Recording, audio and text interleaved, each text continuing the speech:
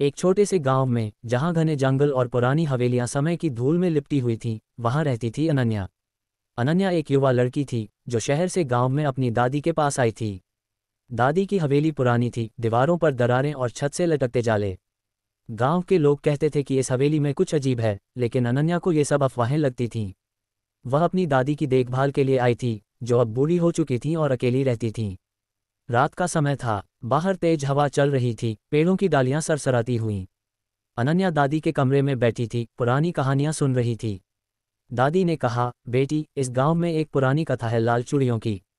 कहते हैं, सालों पहले यहाँ एक औरत रहती थी, नाम था राधा। वह बहुत सुंदर थी, लेकिन उसका पति क्रूर था।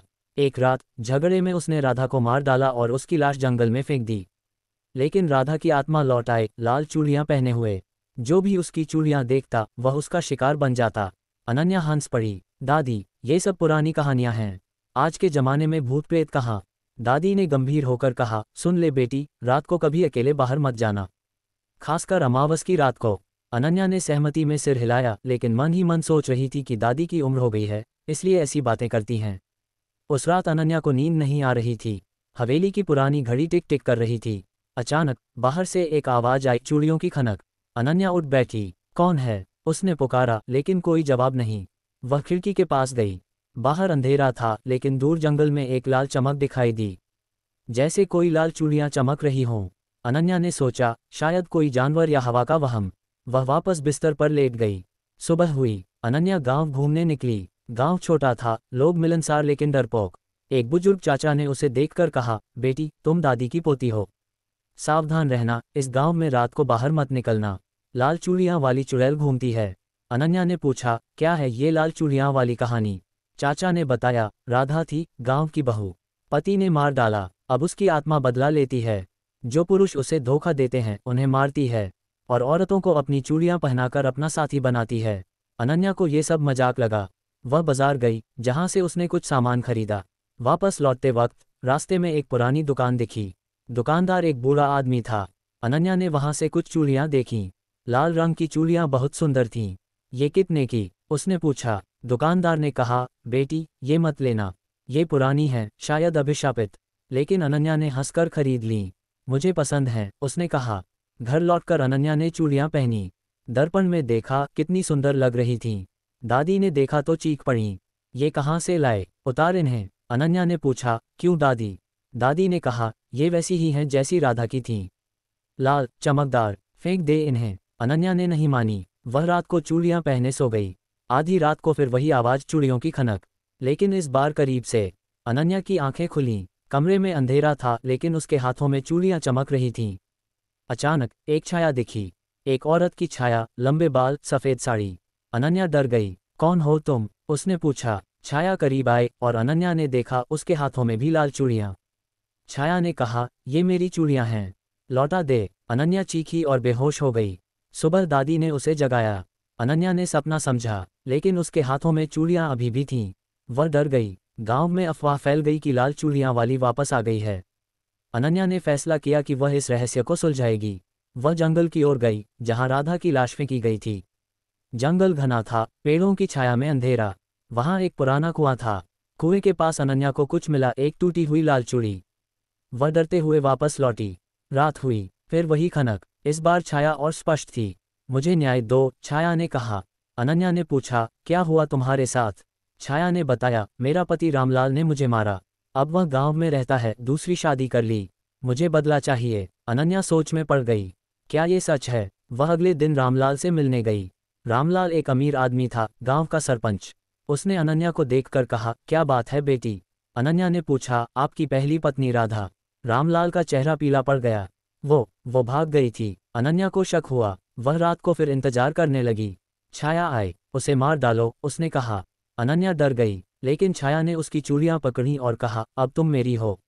अनन्या की आंखें लाल हो गईं। वह उठी और रामलाल के घर की ओर चली, लेकिन रास्ते में उसे होश आया। वह रुक गई। नहीं, ये गलत है, उसने सोचा। वह वापस हवेली लौटी। दादी ने कहा, बेटी, चूड़ियां उतार। अनन्या ने उतारी, लेकिन वे वापस उसके हाथों में आ गईं। रहस्य गहराता जा रहा था। अनन्या ने गांव के पुजारी से मदद मांगी। पुजारी ने कहा, यह अभिशाप है, राधा की आत्मा को शांति दो। उसके हत्यारे को सजा दो। अनन्या ने पुलिस को बुलाया लेकिन कोई सबूत नहीं था। रात को फिर छाया आई। इस बार उसने अनन्या को छुआ। अनन्या का शरीर ठंडा पड़ गया। वह चीखी। दादी ने मंत्र पढ़े लेकिन कोई फायदा नहीं। अनन्या बेहोश हो गई। अनन्या की बेहोशी टूटते ही वह उठ बैठी। उसके मन में अजीब विचार आ रहे थे, जैसे कोई और उसके दिमाग में बोल रहा हो, बदला बदला ले, वो आवाज कह रही थी। अनन्या ने दर्पण में देखा, उसकी आंखें लाल थीं। चूड़ियां अभी भी उसके हाथों में थीं। वह डर से कांप रही थी। दादी ने कहा, बेटी अब समय आ गया है, हमें राधा की आत्मा को मुक्त करना होगा। लेकिन कैसे? अनन्या नहीं जानती थी। वह दिन भर सोचती रही। गांव के लोग अब उससे दूर रहने लगे। कहते, उसके हाथ में लाल चूड़ियां हैं, वो अभिशापित है। अनन्या ने रामलाल से फिर बात करने का फैसला किया। वह उसके घर गई। रामलाल डरा हुआ था। तुम क्यों आए हो? उसने पूछा। अनन्या ने कहा, राधा की सच्चाई बताओ। रामलाल ने इनकार किया लेकिन अनन्या ने जोर दिया। आखिरकार वह टूट गया। हाँ, मैंने उसे मारा। वो बच्चा नहीं दे पा रही थी इसलिए झगड़े में। अनन्या स्तब्ध रह गई। तुम्हें सजा मिलनी चाहिए, उसने कहा। रामलाल ने हंसकर कहा, कौन देगा सजा? कोई सबूत नहीं। अनन्या वापस लौटी। रात हुई। छाया फिर आई। इस बार वह और भयानक लग रही थी। उसके चेहरे पर घाव, बाल बिखरे। उसे मार, उसने कहा। अनन्या का शरीर अपने आप चल पड़ा। वह रामलाल के घर पहुंची। दरवाजा खुला था। रामलाल सो रहा था। अनन्या के हाथ उठे जैसे कोई अदृश्य शक्ति उसे नियंत्रित कर रही हो। लेकिन तभी दादी की याद आई। नहीं, अनन्या ने चीखा। वह भागकर वापस आए। छाया गुस्से में थी। तुम मेरी हो, उसने कहा और अनन्या के गले पर हमला किया। अनन्या चीखी लेकिन कोई नहीं आया। सुबह अनन्या के गले पर निशान थे।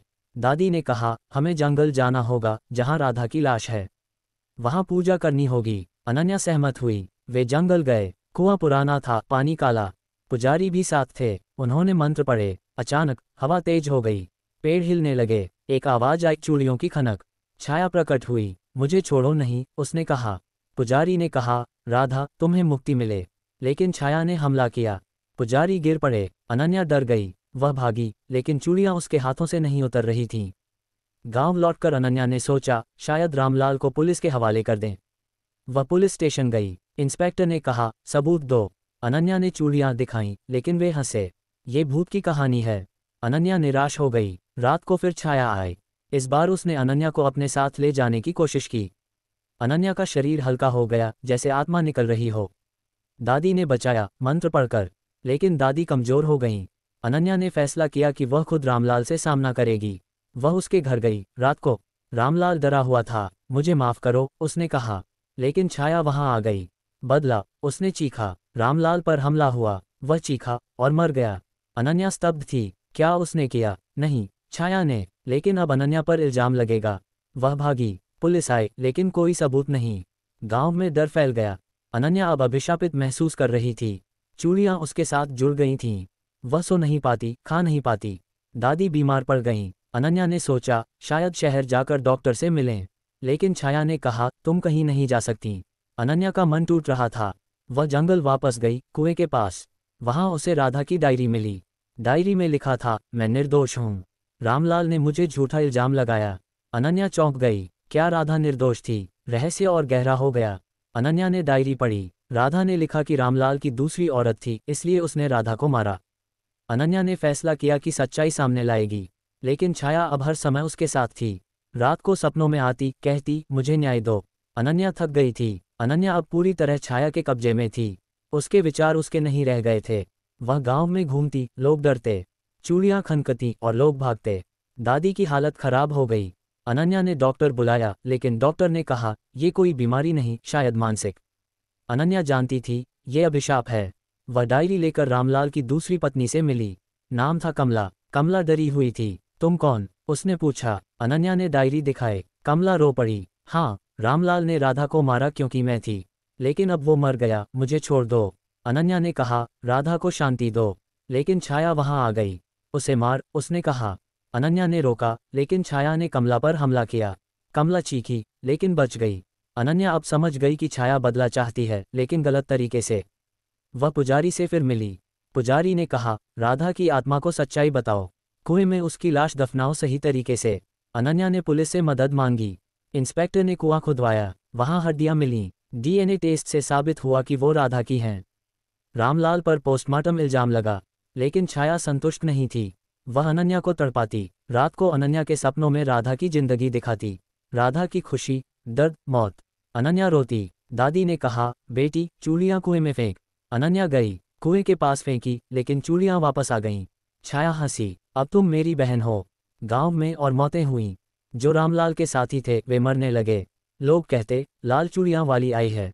अनन्या पर शक हुआ। पुलिस ने उसे पकड़ा। तुमने मारा? अनन्या ने इनकार किया। जेल में भी छाया आए। मुझे आज़ाद करो, उसने कहा। अनन्या पागल हो रही थी। दादी ने एक तांत्रिक बुलाया। तांत्रिक ने कहा, ये चुड़ैल है, नहीं आत्मा। राधा की मौत के बाद किसी ने जादू किया।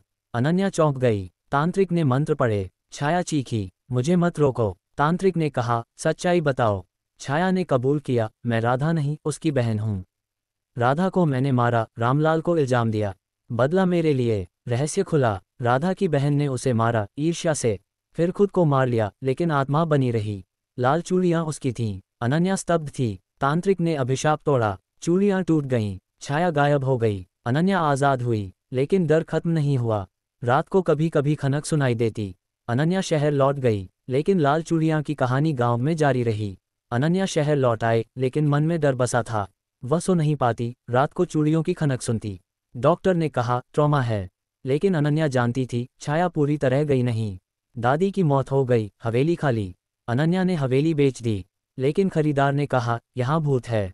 अनन्या हंसी, लेकिन मन में शक था। शहर में अनन्या की जिंदगी सामान्य होने लगी। नौकरी, दोस्त, लेकिन एक रात दर्पण में उसने छाया देखी। तुमने मुझे धोखा दिया, छाया ने कहा। अनन्या चीखी। दोस्तों ने कहा, सपना है। लेकिन अगले दिन उसके हाथ पर निशान। वह तांत्रिक से मिली। तांत्रिक ने कहा, अभिशाप टूटा नहीं, सिर्फ कमजोर हुआ। लाल चूड़ियाँ ढूंढो, जलाओ।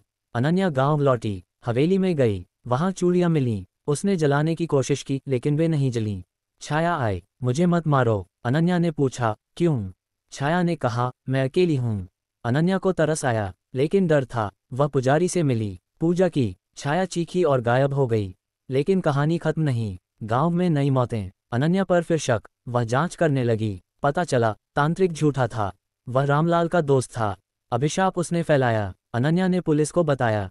तांत्रिक पकड़ा गया। सच्चाई खुली। अनन्या अब शांत थी, लेकिन रात को कभी खनक सुनाई देती। शायद वहम, या शायद नहीं। अनन्या की जिंदगी में अब शांति थी, लेकिन अतीत भूलना मुश्किल। वह किताब लिखने लगी, लाल चूड़ियाँ पर। किताब हिट हुई। लोग कहते, सच्ची कहानी। अनन्या मुस्कुराती, लेकिन रात को अभी भी डर। एक दिन एक औरत आई। मैं राधा की बेटी हूँ, उसने कहा।